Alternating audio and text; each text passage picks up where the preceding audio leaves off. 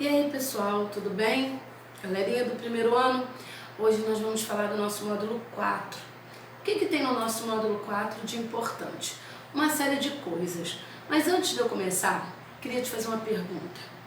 Você é do tipo que numa conversa só fala, ou só ouve, não fala nada, ou você faz as duas coisas? O que isso tem a ver com a nossa aula? Tudo. Porque hoje a gente vai falar de interlocutores e contexto. O que é o interlocutor e o contexto? São elementos da comunicação.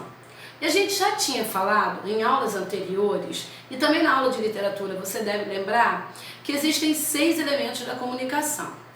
O emissor, o interlocutor, o emissor, interlocutor, o referente, que é o contexto sobre o que se fala, o canal, a mensagem e o código como a gente organiza essa mensagem. A nossa atenção hoje é especificamente nessas duas direções. Quem é o interlocutor e qual é o nosso contexto. O que seria então esse interlocutor? Se há uma conversa, se há uma comunicação, um emissor existe para essa comunicação. Esse emissor, ele se direciona a um público-alvo, que nós chamamos de interlocutor. Talvez você esteja mais acostumado a ouvir palavras como receptor, destinatário, é a mesma coisa. No entanto, em provas de Enem, UERJ, é muito mais comum você ouvir o termo interlocutor do que destinatário ou receptor. E o interlocutor, ele é marcado no texto por ser um indivíduo a quem nós endereçamos a nossa mensagem. Ele é a pessoa com quem nós desejamos falar. Por exemplo, quando eu assisto a um filme, existe toda uma mensagem sendo transmitida pelo diretor daquele filme, pelo produtor, que vai atingir um interlocutor, que sou eu, mas um monte de outras pessoas que também assistem ao filme. Então, nem sempre o interlocutor de uma mensagem é apenas uma pessoa, ele pode ser um grupo de pessoas. Quando a gente assiste a uma programação de TV e entra uma propaganda, a propaganda, o comercial, é o marketing. Esse marketing, ele também tem um emissor, ou seja, a marca que vai vender esse produto, mas tem também, só tem sentido ter uma marca que vende um produto se houver um consumidor, que é esse público-alvo, que a gente vai chamar de interlocutor. E tanto que você vai observar que nas propagandas, ela é construída, ela é direcionada para quem está recebendo a mensagem. Como é que você percebe isso? Quando a gente ouve uma propaganda, normalmente os verbos dessa propaganda estão no modo imperativo. Por que no modo imperativo? Porque no modo imperativo nós estabelecemos um contato, nós estabelecemos uma relação de proximidade entre quem manda a mensagem e quem recebe. Ela vai dar uma mensagem de pedido, ou de ordem, ou de apelo. Compre batom, seu filho merece batom. Propaganda do chocolate batom da Garoto. Então olha como o verbo vem no imperativo. Compre batom, seu filho, ou seja, um discurso direcionado para a terceira pessoa. Seu filho merece um batom. Então a ideia de um texto voltado para o interlocutor é convencer esse interlocutor a algo, é atingir esse interlocutor. E aí a gente chama isso de função apelativa. Galera, é muito importante isso. Provas de Enem, provas de UERJ, provas de vestibular em geral, cobram bastante as funções da linguagem. Essas funções estão relacionadas a quais elementos dentro do texto estão se colocando em destaque. Então, todo texto em que o destaque está em quem recebe a mensagem, tentando convencer essa pessoa de alguma forma a fazer algo, a comprar algo, a votar em alguém. Em época de eleições, por exemplo, nós somos os interlocutores dos candidatos que vão ao todo tempo tentar nos convencer de que eles são as melhores opções para nós. Então, esse discurso, porque vocês podem votar em mim, porque eu vou fazer isso por vocês. Então, há algumas evidências de um texto com interlocutor em destaque, o uso de verbos no imperativo, como faça, compre, o uso de pronomes de segunda pessoa, como tu, pronome oblíquo te, pronome possessivo teu, ou até mesmo pronomes de tratamento você, porque principalmente em algumas regiões do Brasil nós não usamos tanto o tu, usamos mais o você. Então há um direcionamento do texto para pronomes de segunda pessoa ou de terceira, no caso com você. Além disso, quando o interlocutor está em destaque, você vai ter, às vezes, um vocativo. Vamos lembrar que vocativo é uma marca direta de interlocução. É uma marca direta de que eu estou chamando aquela pessoa. Quando você está, sei lá, demorando a vir jantar e sua mãe fala, ei, meu filho, ô menino. Essa, ei, meu filho, ô menino, é uma forma de deixar mais em evidência esse interlocutor da mensagem. Então, o interlocutor, ele é muito marcado em alguns textos, como o marketing, texto instrucional, que é o que a gente chama de texto injuntivo, em que nós estamos tentando ensinar alguém a fazer alguma coisa. Mas, além disso, é muito importante que a gente entenda que o interlocutor, que é esse indivíduo que recebe a mensagem, ele, para entender essa mensagem, para que haja uma interação a contento entre emissor e interlocutor, é preciso que o contexto esteja claro para ambos. Mas o que é contexto? Então, vamos recapitular as funções da linguagem e os elementos da comunicação. Então, o elemento da comunicação, emissor. Emissor, quem emite a mensagem. Nesse momento aqui, eu estou sendo a emissora. Vocês que vão ouvir essa aula serão os meus interlocutores. A mensagem, tudo que eu estou explicando sobre a aula. O canal, ou seja, de que maneira eu estou entrando em contato com vocês? Tem o canal da fala, canal auditivo, não estou escrevendo, porque no livro tem esse assunto, mas o canal auditivo, estou explicando, e o canal digital, a internet. Ou seja, numa cidade, numa situação em que o aluno não tem acesso à internet, esse canal não foi eficiente. Então você veja que o processo de comunicação, ele depende de uma série de coisas. Então o canal, ele leva essa comunicação entre emissor e interlocutor. Tem o código, que é a maneira como eu organizo essa mensagem. O código que eu estou usando, nossa língua portuguesa, mas se eu explicasse em inglês, você não ia, alguns iam entender, outros não. E o referente. O que é o referente? O referente é sobre o que se fala. É a situação ou a circunstância que faz aquela comunicação ter sentido. Então, é exatamente isso que a gente quer dizer quando fala de contexto. O contexto, ele vai marcar até que ponto o emissor e o interlocutor estão conseguindo se comunicar. Então, se eu estou falando de um assunto que você não consegue entender nada, essa comunicação, ela tem um problema, mas não por conta do código, eu falo língua portuguesa e você também, mas é porque você não conhece o contexto. O contexto é o conjunto de situações, circunstâncias, que podem ser várias, questões políticas, questões econômicas, sociais, ambientais, que envolvem aquele ato de comunicação. Então, tem gente que, se for ao banco fazer uma transação bancária e conversar com o gerente, e ele falar em aplicações, em VGBL, em câmbio, em taxas, para algumas pessoas, esse tipo de contexto, esse tipo de assunto, ele não consegue ser bem compreendido. Então, a comunicação, ela envolve todos esses elementos. Então, o contexto é o que faz a comunicação ter sentido. E essa comunicação, para ter sentido, precisa estar clara para o emissor, para o interlocutor e o contexto, a situação que envolva esse processo, né? Então, se eu falo a palavra bonito, e eu não tenho contexto, pode parecer que eu estou falando um elogio, estou chamando alguém de bonito. Mas, dependendo do contexto, bonito é o lugar que eu visitei, bonito é o nome da cidade.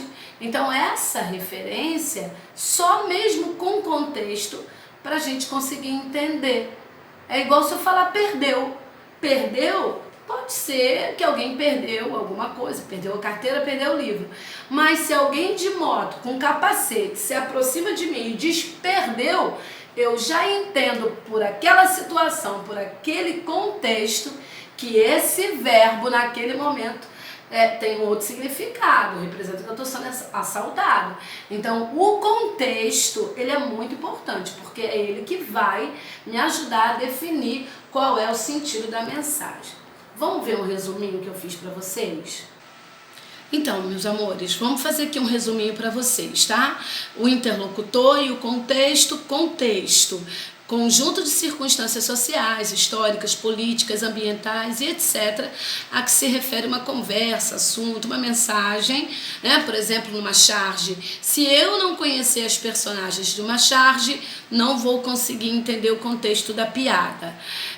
Interlocutor, todo indivíduo ou grupo de indivíduos que participam de um ato de comunicação. Vamos lembrar que nem sempre a comunicação se refere apenas a uma pessoa. Lembra que a propaganda, né, o pastor quando fala na igreja, o político quando está discursando, o professor quando fala na aula, o interlocutor é todo esse público, é toda essa plateia.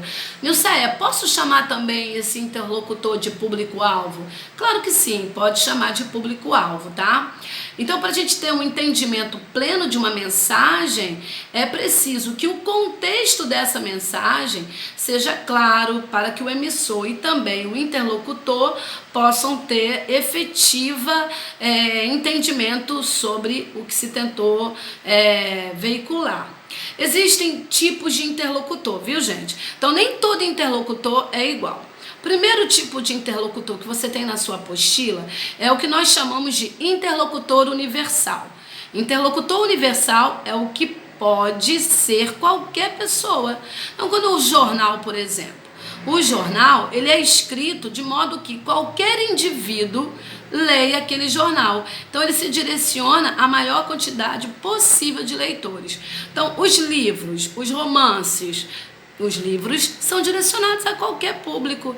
Aí, claro que quem gosta mais de ficção científica vai ter maior afinidade com esse tipo de livro, mas ele se endereça a qualquer tipo de interlocutor, revistas, jornais. Então, esses tipos de textos mais genéricos, mais gerais, têm o que a gente chama de interlocutor universal.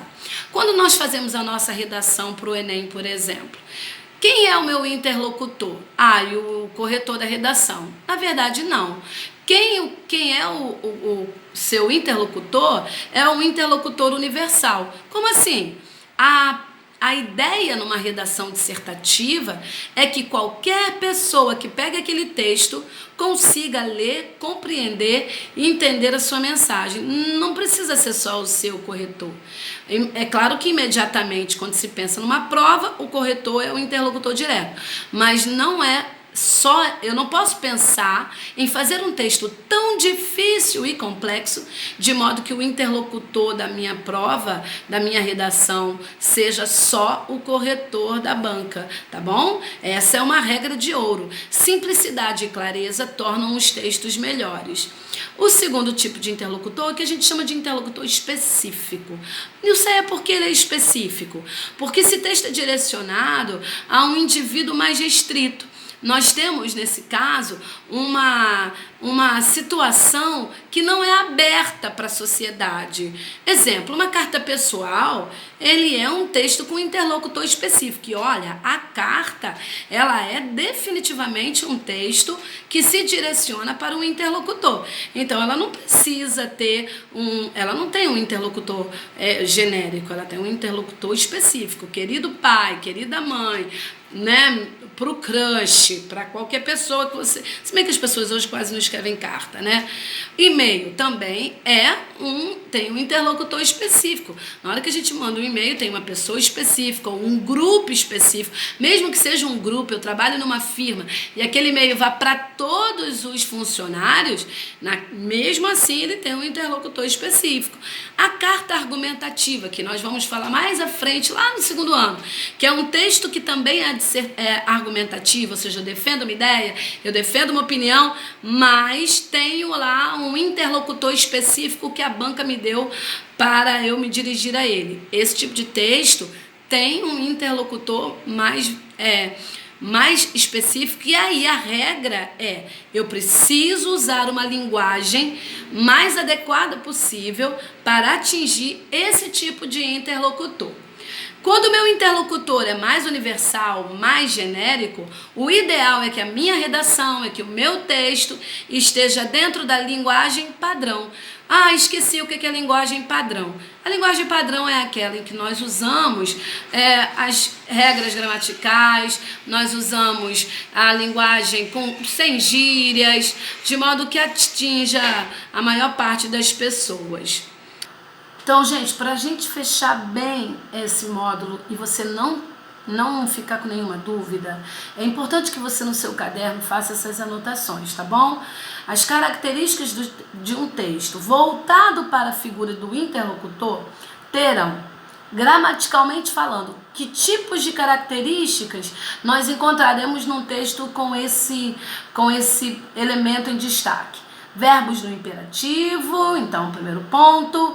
Pronomes de segunda pessoa, pode ser segunda pessoa do singular ou segunda pessoa do plural, como tu, te, vós, ou o pronome você, vamos lembrar que o pronome você é um pronome de tratamento, ele é de terceira pessoa, mas ele substitui o tu, né? Então ele também coloca o interlocutor em destaque. Uso de vocativos, aquelas interpelações que nós usamos. Não fala chamamento não, tá? Que é uma forma bem rudimentar de se referir a vocativo. O vocativo é uma interpelação, é uma forma de dar ênfase à pessoa com quem está se falando, deixar mais em destaque esse indivíduo do ponto de vista da especificação.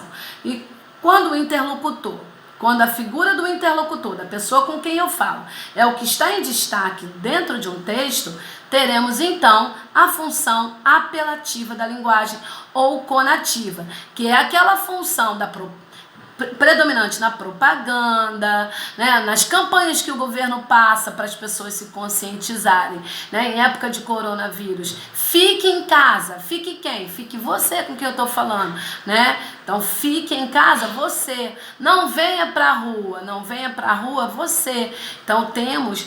tá vendo como o verbo fica no imperativo? E como eu uso essa função apelativa tentando apelar, daí o nome apelativo, para que esse indivíduo atenda a um apelo que está sendo feito para ele.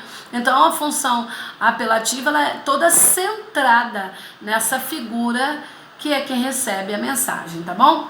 Para ficar mais interessante para vocês, eu vou tentar fazer junto com todos um exercício da sua apostila, lá no módulo 4, tá? Então vamos lá, pessoal, vamos tentar fazer os exercícios contextualizados, pelo menos um, e ele já está na sua apostila, isso aqui é o melhor. É um exercício que foi uma questão do Enem, e é muito bom para que a turma do primeiro ano já esteja fazendo uma questão de Enem e já percebamos como esse tipo de assunto pode cair numa cobrança do Enem, tá? Lemos juntos. Vera, Silvia e Emília saíram para passear pela chácara com Irene. A senhora tem um jardim deslumbrante, dona Irene, comenta a Silvia, maravilhada diante dos canteiros de rosas e hortênsias. Para começar, deixe o senhora de lado e esqueça o dona também, diz Irene sorrindo. Já é um custo aguentar a Vera me chamando de tia o tempo todo. Meu nome é Irene. Todos sorriem. Irene prossegue. Agradeço os elogios para o jardim, só que você vai ter de fazê-los para a Eulália, que é quem cuida das flores. Eu sou um fracasso na jardinagem. E aí, é um texto do Marcos Bagno. Vamos para a questão. Tem um enunciado Sempre que a gente vai fazer uma questão de concurso, o enunciado é muito importante para que a gente entenda aquilo que está sendo cobrado, tá? Ó, na língua portuguesa, a escolha por você, olha o que a gente discutiu durante a aula. A escolha por você ou senhora denota grau de liberdade ou de respeito que deve se haver entre os interlocutores. No diálogo anteriormente apresentado, observa-se o emprego dessas formas. A personagem Silvia, emprega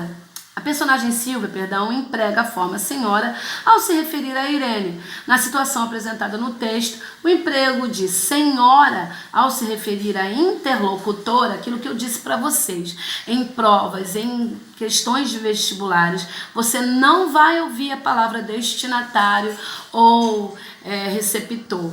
Então, ela trata a dona Irene como senhora ao se referir à interlocutora.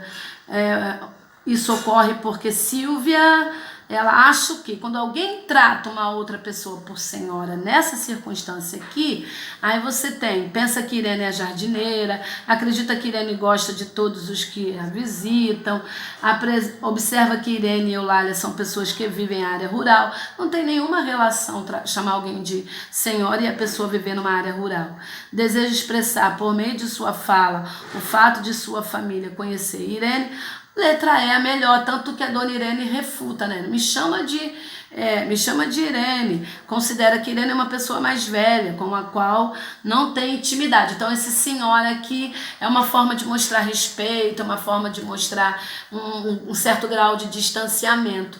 Isso também é importante. Quando a gente trata com o interlocutor, com o qual nós não temos um grau de intimidade, a ideia de senhor, senhora, é uma forma de estabelecer uma situação de respeito, de educação e de hierarquia. Fizemos uma questão de Enem e agora, pegando um pouquinho mais pesado, uma questão da UERJ, o vestibular do estado do Rio de Janeiro, e acho que vocês vão gostar muito do texto, porque ele trata de um acontecimento verdadeiro na nossa cidade. O título do texto, o arrastão. E aí quando a gente coloca o título, o arrastão, pra gente já tem uma conotação bem pejorativa. Quem mora no Rio de Janeiro normalmente entende que a palavra arrastão ela está relacionada a algum assalto, né, uma abordagem perigosa, estarrecedor, nefando, inominável, infame. Gasto logo os adjetivos porque eles fracassam em dizer o sentimento que os fatos impõem. Uma trabalhadora brasileira, descendente de escravos, como tantos, que cuida de 4 filhos e 4 sobrinhos, que parte para o trabalho às 4h30 das manhãs de todas as semanas, que administra com o marido um ganho de R$ 1.600, que paga pontualmente seus carnês como milhões de trabalhadores brasileiros, é baleada em circunstâncias não esclarecidas no Morro da Congonha e levada como carga no porta-malas de um carro policial a pretexto de ser atendida. É arrastada à morte a céu aberto pelo asfalto do Rio. Não vou me deter nas versões apresentadas pelos advogados dos policiais.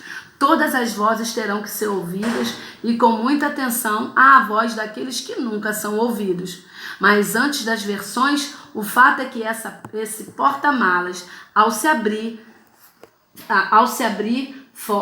fora do script, escancarou um real que está acostumado a existir na sombra. O marido de Cláudia Silva Ferreira disse que se o porta-malas não se abrisse como abriu, por obra do acaso, dos deuses, do diabo, esse seria apenas mais um caso.